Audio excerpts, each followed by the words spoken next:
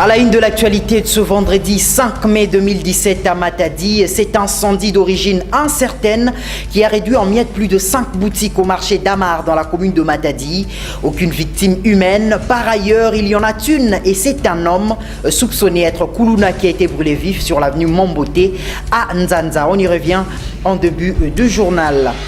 À la une aussi, Jacques Madoucitou, gouverneur de province, a reçu ce jeudi 4 mai 2017 dans sa résidence des syndicats provinciaux des entreprises publiques et des hauts placés de la Régie des eaux. Au cœur des discussions, remerciements d'un côté et la fin du projet PME de l'autre. On en parle. Au-delà de nos frontières, on condensé la fin dès ce soir de la campagne électorale en France et la réforme d'Obamacare aux États-Unis. Bienvenue à tous. C'est tout pour les titres. Nous vous aimons, mais surtout aimons vous informer. Madame, Monsieur, bonsoir et bienvenue dans ce journal sur Sarah TV. Des pleurs et des grincements de dents au marché d'Amar. Plusieurs commerçants ont vu leur boutique complètement réduite en miettes dans un incendie exposé à la vue la nuit de ce jeudi 4 mai 2017. L'origine des flammes est encore incertaine, même si l'électricité a été pointée du doigt par les autres commerçants. Daniel Matondo.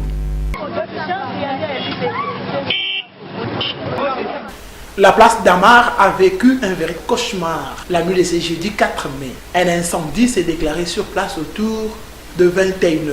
Jusque-là, personne n'arrive à déterminer avec exactitude l'origine de la flamme. Cependant, c'est lorsqu'elle s'est véritablement déclarée que la population s'en rend compte. Les véhicules anti-incendie n'étant pas intervenus, la population a tenté d'utiliser les moyens de bord. Moyens malheureusement inefficaces pour éteindre le feu qui avait déjà pris beaucoup d'ampleur. Ce qui a sans nul doute, comme il fallait s'y attendre, alourdi le bilan. 4 maisons commerciales sur place se retrouvent complètement anéanties. Rien à récupérer. Les quelques boissons qui pouvaient être sauvées ont été récupérées par la population venue assister à ce spectacle désolant. Chacun selon ses moyens s'est emparé de quelques canettes. Pour justifier ces drames, les témoins de l'événement, eux, pointent du doigt les courants électriques.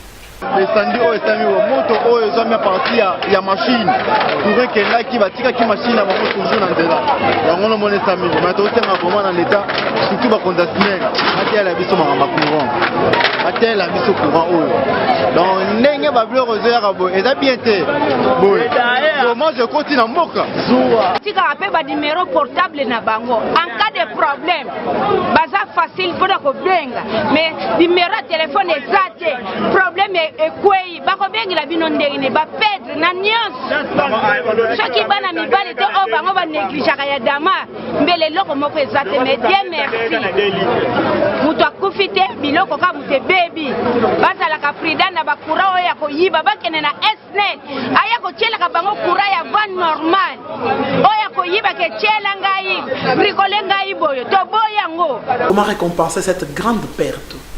Les victimes ne savent à quel sens est voué un véritable malheur, comme l'a reconnu un des témoins arrivés sur place.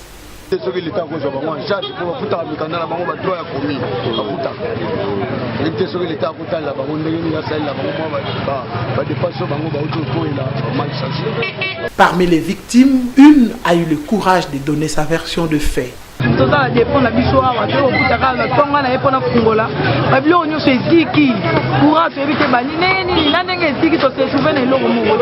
Cet incendie va sans nul doute dans plusieurs coins de la ville de Matadi faire rebondir la question de la disponibilité du véhicule anti-incendie. Matadi, chef-lieu des institutions provinciales, peut-il continuellement être confronté au problème de véhicules anti-incendie? Pour plusieurs âmes bien nées, c'est complètement inacceptable.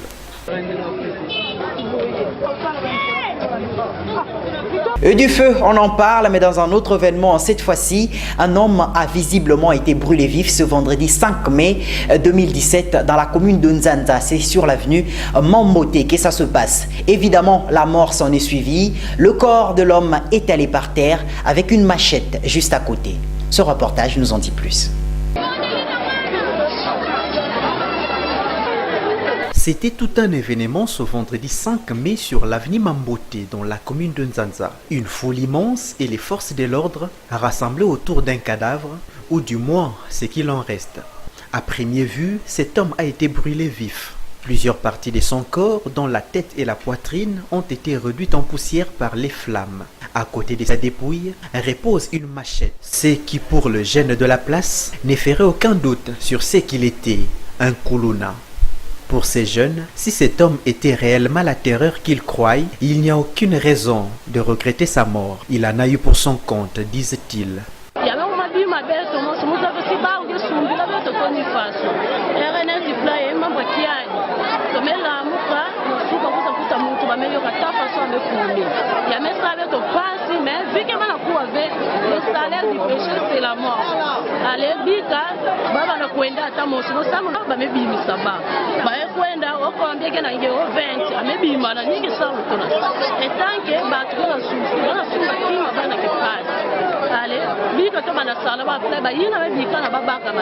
Comment se fait-il? Moutoumé Salaïm, Moutoumé Papa Moutoumachette, tout le monde à la télévision, ballon Papa Moutoumachette, pas côté de prison, mais Marina Robin, alors Moutapina, il faut sonner à l'île de Salouine. Parce que nous avons salufé. Mais nous avons bien Kuluna Maïntoba, Makutoba, Ngekuna. Le point de nous avons salufé. Nous avons un camarade à venir. Ben Menzaba, Baïna Benefana, Obenfana Batu, mais Yann Bakama, nous avons un sort. Mais toi, Pourtant, nul ne l'ignore, la justice populaire n'est pas reconnue par la loi congolaise. Elle est même sévèrement punissable. Certes, la commune de Nzanza fait face à une grave insécurité ces derniers temps, mais la charge de punir tout en civique ne revient qu'à la justice. Entre-temps, la présence policière à cet endroit promet une enquête et une punition aux coupables de cet acte immoral et illégal. Autre chose à présent, parlons de ces rendez-vous à la résidence du gouverneur du Congo central, Jacques Mbadou Sitou. Il a accordé des audiences, plusieurs audiences, ce jeudi 4 mai 2017. C'était pour commencer à la délégation syndicale des entreprises publiques du Congo central, entre autres l'OCC et bien sûr l'AICTP, mais aussi à une autre délégation en provenance de la Régie des eaux. Toms Massivi nous en parle. Les collectifs des délégations syndicales des entreprises publiques, OCC, DGRAD, SCTP, OGFREM et LMC, sous la conduite de Basile Maswa Tchomba, président délégué syndical national de l'OCC, est allé remercier le gouverneur du Congo central, Jacques Mbadou Sitou, de son implication sur la levée de la mesure interdisant l'importation des véhicules de moins de 10 ans, mesure levée par le Premier ministre sortant, Sami Badibanga. Nous venons d'être reçus par Excellence, Monsieur le gouverneur de la ville du Congo central, et plutôt de la province du Congo central. Nous sommes venus le remercier sur les efforts, surtout les résultats de l'action combien saluée par la population du chef de l'État, à travers le Premier ministre Sami Badibanga, le Premier ministre sortant, sur la révision du décret de 2012 antisocial qui a cloué économiquement les deux villes de Boma et de Matadi. Et cette crise a affecté également nos entreprises respectives dont nous constituons un collectif. Et un combat, une lutte acharnée. Nous étions ici la dernière fois pour demander le concours de l'autorité de manière à ce que le décret soit révisé. Aujourd'hui, c'est chose faite. C'est en ces termes que nous sommes venus de remercier et nous rassurer de l'application sans faille de ce décret révisé, de telle sorte que la population puisse trouver son compte, de telle sorte que la situation des entreprises de l'État qui prestent au niveau des importations, au niveau des frontières, puisse être à s'améliorer, parce que l'économie était par terre, je crois que ça vous en êtes conscient. Une autre délégation reçue par Jacques Mbadou Sitou, c'est celle de la Régie des eaux, conduite par Jean-Pierre Ngaou Izeleza, secrétaire général de la Régie des eaux, chargé du projet PMU. Tout a tourné autour de la fin du projet PMU au Congo central, marqué par une note positive. Plus de 5000 ménages sont desservis en eau potable. D'être reçu par le gouverneur, je suis le secrétaire général de la Régie des eaux. Je suis arrivé à Matadi depuis le lundi pour une mission d'évaluation des acquis du projet PMU que la Banque mondiale a financé ici à Matadi. Comme vous le savez, à Matadi, avant l'exécution de ce projet, les conditions d'approvisionnement en eau étaient extrêmement difficiles. Maintenant qu'on a terminé le projet, on est venu évaluer les acquis et on se rend compte, et le gouverneur a été tout à fait d'accord avec nous, qu'aujourd'hui, à Matadi, la situation d'approvisionnement en eau potable s'est considérablement améliorée. Nous avons augmenté notre capacité de production. Nous avons posé des raccordements sociaux, plus de 5000, pour donner davantage de l'eau à la population. Et nous avons réhabilité toutes les stations de repompage d'eau. Vous connaissez la configuration de la ville. Il faut chaque fois repomper l'eau pour l'amener vers les parties hautes. Et nous avons réhabilité ces stations de repompage. Et quelque chose de très fort que nous avons réalisé dans le cadre de ce projet, c'est la construction d'une ligne électrique autonome qui permet à la Régie des eaux de pouvoir faire tourner ces machines à partir du captage jusque dans les différentes stations de repompage de manière à pousser l'eau dans les parties hautes. Le secrétaire général du projet PMU a aussi remercié le gouverneur Jacques Mbadou Sitou pour son implication quant à la réussite de ces projets sauvés de justesse par le gouvernement provincial qui a consenti un chèque évalué à 250 000 $ américains. Le chef de l'exécutif provincial a également reçu le directeur général de la BGFIBank dans sa résidence, bien sûr. Il s'appelle M. Francis Selemani. Après des bonnes heures de discussion, les deux hommes se sont rendus en visite à l'hôtel du gouvernement situé au centre-ville de Matadi. Toms Massivi.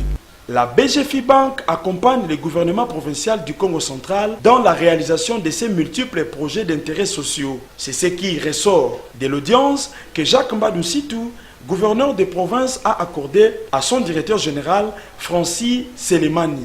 Les deux personnalités ont en outre parlé des différentes réalisations du gouvernorat, projets à réaliser au Congo central. Jacques Mbadou Sitou a ensuite convié son hôte à visiter l'hôtel du gouvernement provincial dont l'inauguration s'annonce sous peu. L'ingénieur Michel Fouka du bureau technique de contrôle donne des explications nécessaires sur la technique et les matériaux utilisés, répondant ainsi aux normes internationales de construction. Une particularité, un serveur y est placé et permettra de suivre toutes les données financières et autres de la province. Cet immeuble n'aura rien à envier à ce qui se trouve sous d'autres cieux. C'est grâce à la vision du chef de l'État Joseph Kabila Kabange, relayée par Jacques Mbadou Sitou, la révolution de la modernité. Par les billets de son porte-parole Moustapha Massundi, le DG de la BGFIBank ne cache pas ses impressions. Écoutez, d'abord on voudrait féliciter son Excellence Monsieur le Gouverneur pour cette invitation qui rentre dans le cadre d'une courtoisie, une visite de courtoisie que nous avons tenu à effectuer en faveur du gouverneur de la province du Congo central. Nous travaillons, vous le savez, avec la province depuis maintenant plusieurs années et c'est dans ce cadre-là que nous sommes venus ici à Matadi. Je pense que pour le bâtiment, vous-même vous avez vu quel bijou nous avons visité aujourd'hui et nous sommes très ravis d'être partenaires dans ce projet. Un bâtiment très moderne avec des installations modernes, une infrastructure technique qui répond aux normes internationales et nous sommes encore une fois, Excellence Monsieur le Gouverneur, recevez toutes nos félicitations et nous sommes très fiers de faire partie de ce projet qui restera dans les annales au fait de la province et du pays même. C'est une innovation dans notre pays. Cet immeuble apparaît comme une perle, le jour comme la nuit, il attire la curiosité. Ce jeudi après-midi, le cadavre d'un homme a été découvert dans sa maison où il vivait seul selon les habitants des environs. Elle se trouve au numéro 9 de l'avenue Malonga, au quartier Ngadi, dans la commune d'Omvouzi. Notons cependant que la mort de ce monsieur, la cause de sa mort est incertaine. Reportage. Ce jeudi 4 mai que ce cas de mort d'homme est signalé à la police et la presse. À cet instant, le cadavre de l'homme probablement décédé depuis plusieurs jours dans sa maison dégageait des odeurs de pourriture. Cette femme déclare que c'est l'une des raisons qui l'ont poussée à publier l'affaire malgré l'avis contraire du propriétaire de la parcelle.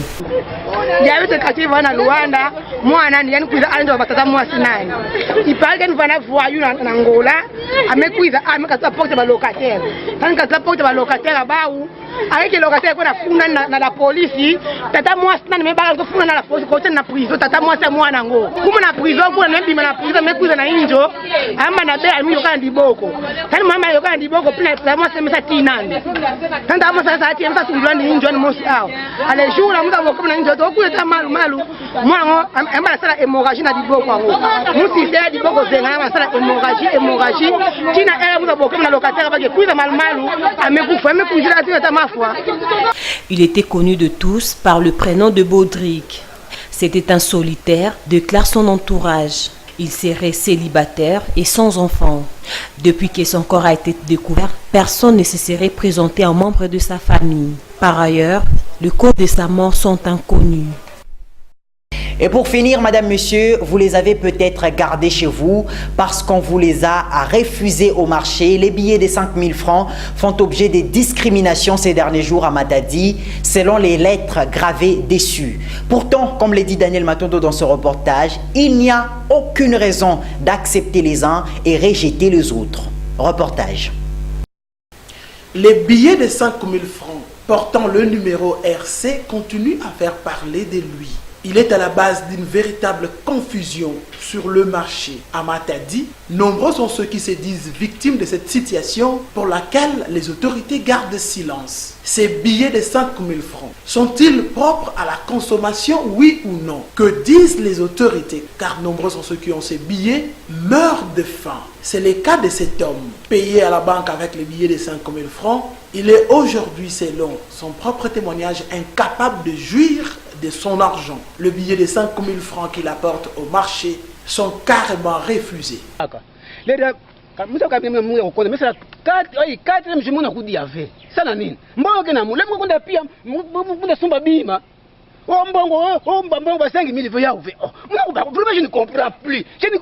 Papa, je ne comprends pas ce sauté. Que la yaou ya mbongo na baka na banque, yaou ya mbongo ngo. Les rio ba tu be ko ba fu ba ba mbongo ngo. Ya ikati me jumuna kudi ya move. Me mbongo eko na mungu na yinzo.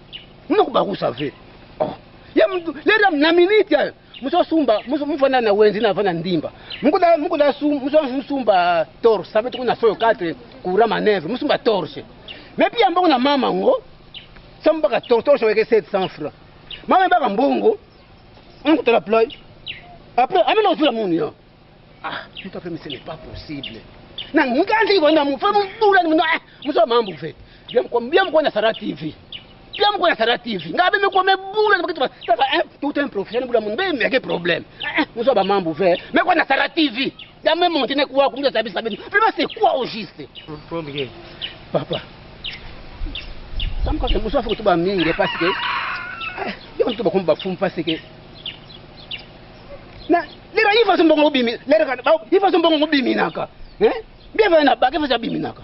Ça signifie on ne met pas l'homme qu'il faut la place qu'il faut. Il faut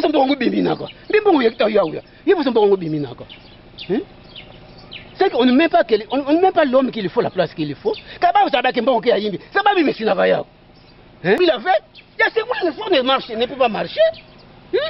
Mbongo ta muga frapper de bambo saka biye bambo cadre muna kudi ya ve mbongo yao ya bafuta ka mu alo yao na dome tu baka melomba ka play nge bleta baka responsabilité nge sinikira ba maka na ba wenze kuta vérifier kadiri nzaba ke ipina mbesa ministre mbongo wangu.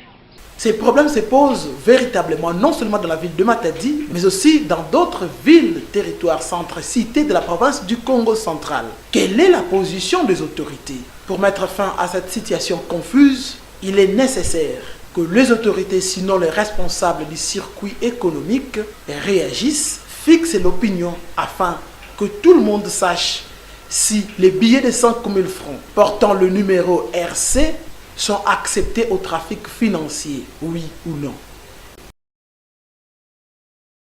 Au-delà de nos frontières, la fin de la campagne électorale en France déjà dès ce soir et bien sûr la réforme d'Obamacare aux États-Unis et autres informations en condensé grâce à France 24 et Solvin Bako. Regardez. 217 voix qui font jubiler Donald Trump.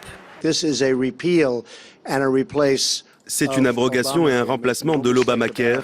Ne vous méprenez pas.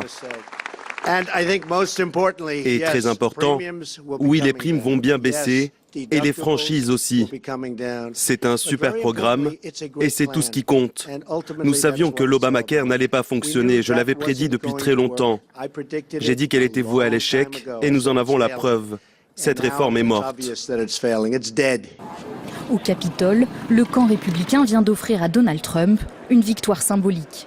Il aura fallu une première tentative ratée et de longues négociations jusqu'à la dernière minute pour mettre d'accord les plus modérés et l'aile conservatrice. Les républicains ont subi une pression énorme pour respecter leurs promesses de campagne des 7 dernières années, à savoir abroger et remplacer l'Obamacare. C'est vraiment une démonstration de la part des républicains qui montre qu'ils peuvent rester unis, quelles que soient les circonstances. Le compromis, mieux protéger certains, notamment les Américains atteints de maladies chroniques, et supprimer la couverture santé de milliers d'autres. Mais le vote de ce projet de loi à la Chambre des représentants n'est qu'un premier chapitre. Il devra ensuite passer devant le Sénat. La bataille promet d'y être encore plus rude. Mettre en place des zones sécurisées dans lesquelles des trêves de longue durée seront respectées. C'est l'objectif des pays qui participent aux négociations sur la Syrie à Astana.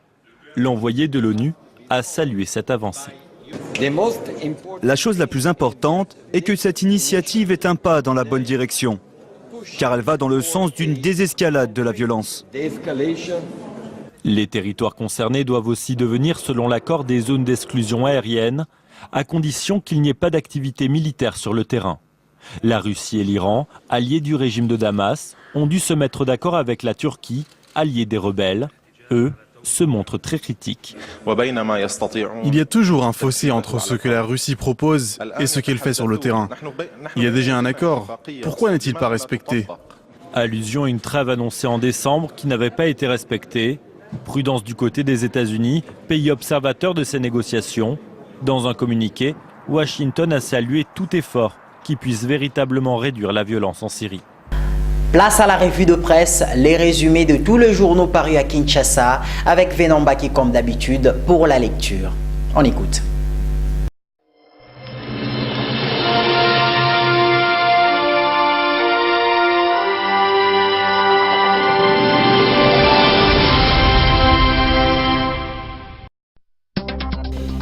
La réaction de la majorité présidentielle à la décision de l'UDPS de rapatrier la dépouille d'Étienne Tshisekedi à Kinshasa le 12 mai afin de l'enterrer au siège de ses partis à Limete est l'un des sujets qui suscite les commentaires de journaux parus ce vendredi 5 mai à Kinshasa. La majorité présidentielle estime qu'inhumer Étienne Tshisekedi au siège du parti à Limete violerait les dispositions en matière de funérailles et sépultures en vigueur en RDC, rapporte au Forum de Zas qui présente l'économie d'une réunion que le secrétaire général de la majorité présidentielle, Obem Minakou, a eu jeudi dans la soirée avec les communicateurs de la famille politique du chef de l'État. Et d'après les rapporteurs de cette rencontre, M. Nyoka, la législation sur les sépultures et funérailles en vigueur qui date de l'époque coloniale dispose qu'il appartient à l'État de fixer les lieux d'inhumation. Face à l'exigence de l'UDPS qui annonce vouloir inhumer son président au siège du parti, poursuit le journal, la famille politique du chef de l'État recommande la soumission à la législature en vigueur, estimant qu'enterrer Étienne Tshisekedi dans la dignité, c'est l'enterrer dans la légalité. Pourtant, fait remarquer la prospérité, les travaux de construction du mausolée de la dernière demeure des leaders maximaux au siège de l'UDPS à Limete s'accélère. Encore le journal qui cite Jean-Marc Kaboun, l'achèvement de ces caveaux pourrait intervenir bien avant le 12 mai. Une crainte qui semble fondée à encore le journal L'Avenir. Le journal note qu'il n'y a pas eu de progrès à la réunion tenue jeudi dans la soirée entre le gouverneur André Kimbuta et l'équipe du secrétaire général de l'UDPS Jean-Marc Kaboun à l'hôtel de ville de Kinshasa. Au terme de cette réunion, révèle le quotidien, l'UDPS a maintenu le rapatriement du corps d'Étienne Tshisekedi le 12 mai prochain, suivi de son enterrement à la permanence de Limete, alors que du côté de l'hôtel des villes, l'on a souligné la nécessité d'inhumer Tshisekedi conformément aux impératifs légaux et réglementaires. Dans un autre registre, le journal Le Phare revient sur la crise politique en RDC et révèle qu'un évêque américain porte le message de la Senko au département d'État afin que l'administration Trump empêche le germe du chaos qui s'observe sur la scène politique congolaise. Dans une correspondance datée du 1er mai 2017, l'évêque de Las Cruz, le révérend Oscar Kankou, recommande au chef du département d'État Rex Tillerson de prendre à cœur le rapport de la Senko sur l'échec des négociations directes du centre interdiocésain et les nouveaux facteurs de la crise congolaise, à savoir les violations de l'accord de la Saint-Sylvestre, rapporte le journal, concluant que ce prélat américain invite l'administration Trump, à travers son secrétaire d'État, à sauver les Congos. Enfin, le journal Le Potentiel, qui analyse cette correspondance, conclut que l'épiscopat américain fait pression sur le président Donald Trump afin d'obtenir de ces derniers une attention particulière sur les cas de la RDC qui oscille entre une alternance démocratique et l'installation par le président Kabila d'une dictature dans le pays, avec comme risque d'embraser l'ensemble de la sous-région. C'est tout pour cette revue de presse. Merci à vous de l'avoir suivi.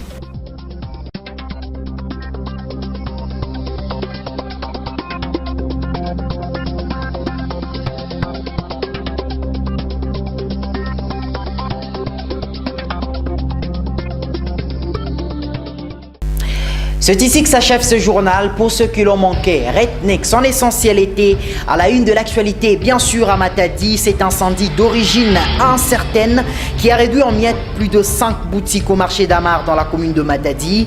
Aucune victime humaine. Par ailleurs, il y en a une.